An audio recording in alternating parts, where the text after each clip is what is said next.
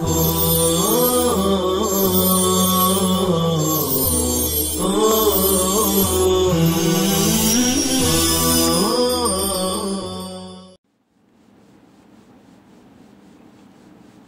اللہ الرحمن الرحیم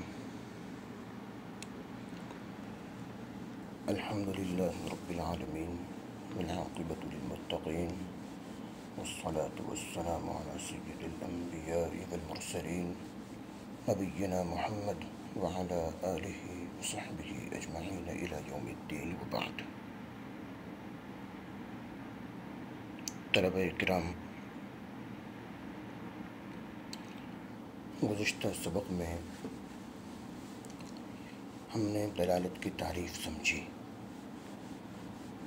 کسی چیز کا خود بخود قدرتی طور سے یا کسی کے مقرر کرنے سے ایسا ہونا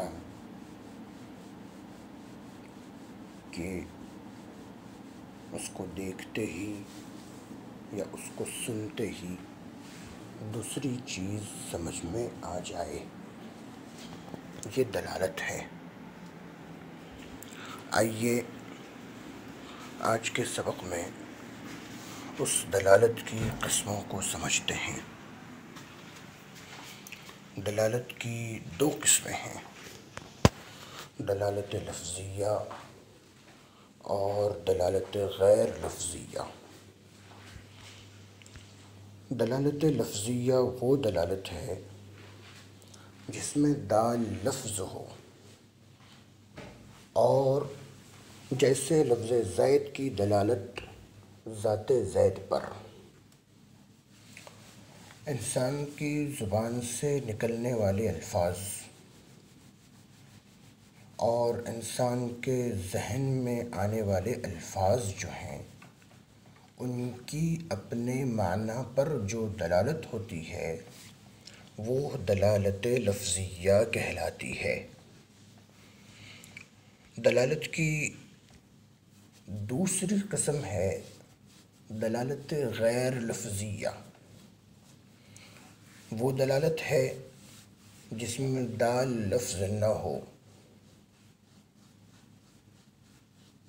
جس میں دال لفظ نہ ہو، جیسے دھوئیں کی دلالت آگ پر، دھواں نکلتا ہوا کہیں سے، دھواں اٹھتا ہوا کہیں سے، دھواں بلند ہوتا ہوا ہم دیکھتے ہیں تو یہ کوئی لفظ نہیں ہے، بس ہم نے آنکھوں سے دیکھا اور ہمیں سمجھ میں آ گیا کہ فلانی جگہ پر یا اس جگہ پر آگ لگی ہے۔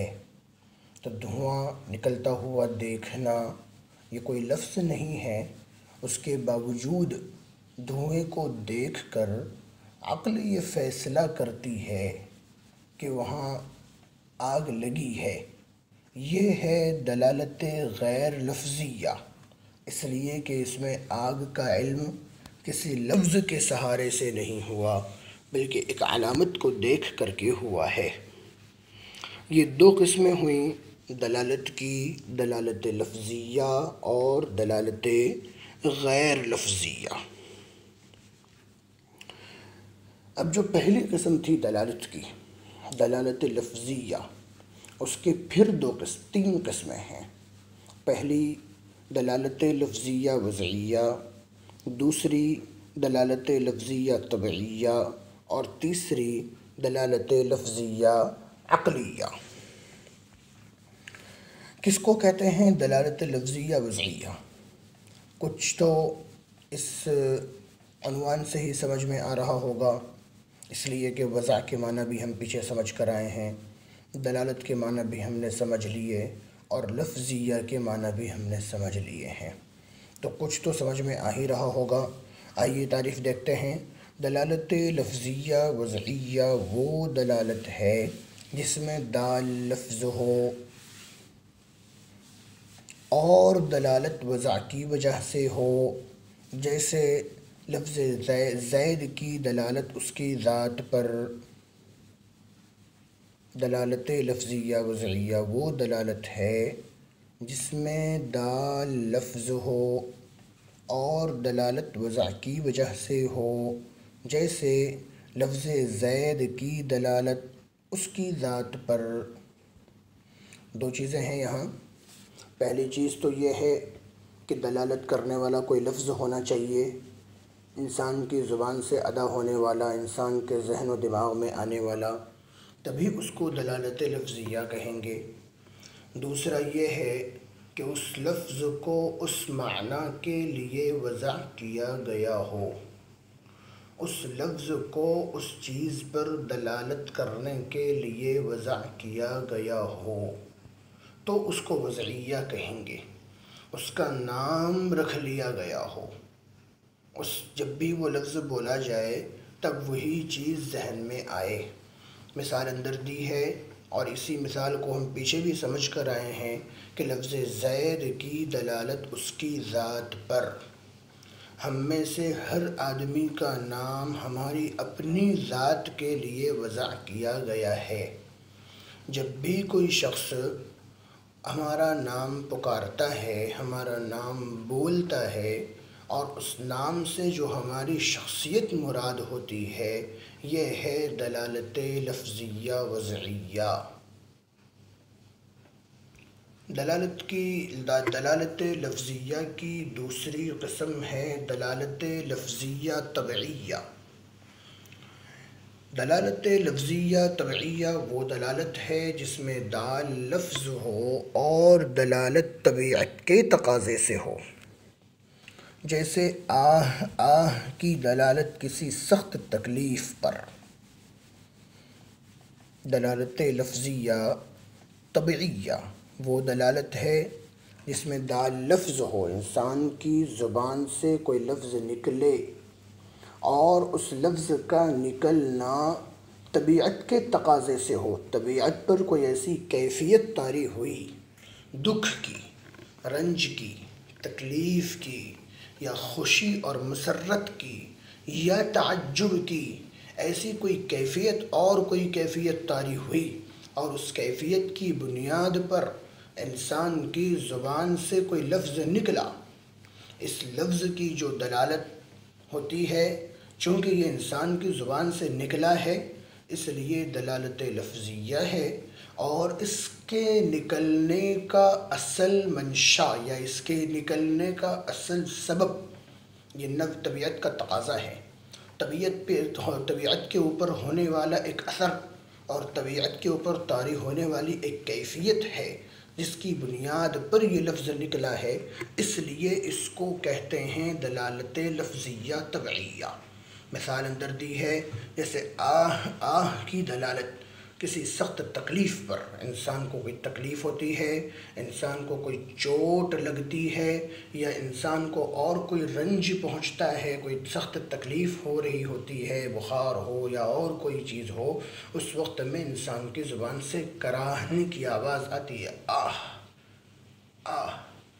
یہ جو لفظ انسان کی زبان سے نکلتا ہے، یہ لفظ نکل رہا ہے اور سننے والا سمجھتا ہے کہ اس کو سخت تکلیف ہے، اس لفظ سے کوئی معنی نہیں سمجھ رہا، بس یہ سمجھ میں آ رہا ہے کہ اس بندے کو بہت سخت تکلیف ہے، جس تکلیف کی بنیاد پر اس کی زبان سے یہ کلمات نکل رہے ہیں یا اس کی زبان سے یہ الفاظ نکل رہے ہیں۔ حضرت یوسف علیہ السلام کو دیکھ کر مصر کی عورتوں نے کہا تھا، حاش للہ۔ یہ حاش للہ جو ہے وہ ان عورتوں کی تعجب والی کیفیت پر دلالت کرتا ہے۔ حضرت یوسف کے حسن کو دیکھ کر انہیں بہت زیادہ تعجب ہوا تھا، اس تعجب کی بنیاد پر، اس تعجب والی کیفیت کے پیدا ہونے کے بعد ان کی زبان سے نکلا تھا حاش للہ۔ اسی لیے غالباً حضرت تھانوی نے ترجمہ کیا ہے کہ وہ حیران ہو کر کہنے لگیں حاش للہ، تعجب کے ساتھ کہنے لگیں حاش للہ۔ انسان کو جب اس کے اپنے مقصد میں کامیابی حاصل ہوتی ہے تو اس کی زبان سے بے ساختہ نکلتا ہے الحمدللہ۔ یہ الحمدللہ اس کی طبیعت کی خوشی اور اس کی طبیعت کی مسرت اور اس کے مقصد میں کامیابی کی طرف دلالت کرتا ہے۔ طبیعت نے تقاضا کیا، اس کو خوشی حاصل ہوئی، اس کو مسرت حاصل ہوئی، تو ایسے وقت میں اس نے الحمدللہ کہنے پر اس کی طبیعت مجبور ہوئی۔ کبھی کوئی تکلیف والی خبر سنتے ہیں، کبھی کوئی رنج والی خبر سنتے ہیں اور طبیعت کے اوپر ایک اثر ہوتا ہے، تو انسان کی زبان سے بے سختہ نکلتا ہے انا للہ و انا الیہ راجعون۔ جب بھی کسی کی زبان سے ہم یہ کلمہ سنتے ہیں تو فوراً اس کو یہ سوال کرتے ہیں کہ بھائی کیا واقعہ پیش آیا، کیا حادثہ پیش آیا۔ تو یہ انا للہ و انا الیہ راجعون کا انسان کی زبان سے نکلنا یہ دلالت کرتا ہے اس کی طبیعت کے تقاضے پر کہ اس کو کسی قسم کا رنج، کوئی حادثہ، کوئی تکلیف کی خبر ملی ہے، اس کی بنیاد پر یہ انا للہ و انا الیہ راجعون اپنی زبان سے نکال رہا ہے۔ خیر، تو یہ ہے دلالت لفظیہ طبعیہ۔ تیسری ہے دلالت لفظیہ عقلیہ۔ وہ دلالت ہے جس میں دال لفظ ہو اور دلالت عقل کے تقاضے سے ہو، جیسے دیوار کے پیچھے سے سنے ہوئے لفظ دیز کی دلالت بولنے والے کے وجود پر۔ بولنے والا ہمارے سامنے موجود نہیں ہے۔ یہ مثال یاد رہے کہ یہ مثال اس لیے دے دی گئی ہے تاکہ کسی کا ذہن دلالت لفظیہ وضعیہ کی طرف نہ چلا جائے۔ اگر لفظ زید کہا جاتا تب بھی مثال حاصل تھی۔ دیوار کے پیچھے سے کوئی ہمیں پکارے ہمارا نام لے کر کے، اگر ہم اس کو نہ جانتے ہوں تو اتنا تو ضرور ثابت ہو جائے گا کہ کوئی ہمیں پکار رہا ہے اور کوئی پکارنے والا دیوار کے پیچھے موجود ہے۔ تو یہ پکارنے والا دیوار کے پیچھے موجود ہے، یہ فیصلہ عقل کرتی ہے۔ اس کی زبان سے جو لفظ نکلا ہے، اس لفظ کا جو معنی ہے، اس معنی پر اس لفظ کی دلالت لفظیہ وضعیہ ہے، لیکن اس لفظ سے بولنے والے کے وجود پر استدلال یہ دلالت لفظیہ عقلیہ ہے۔ اس کا دھیان رہے۔ لفظ دیز یہ محض اس لیے مثال دے دی گئی تاکہ ہمارا ذہن جو ہے وہ دلالت لفظیہ وضعیہ کی طرف منتقل نہ ہو جائے۔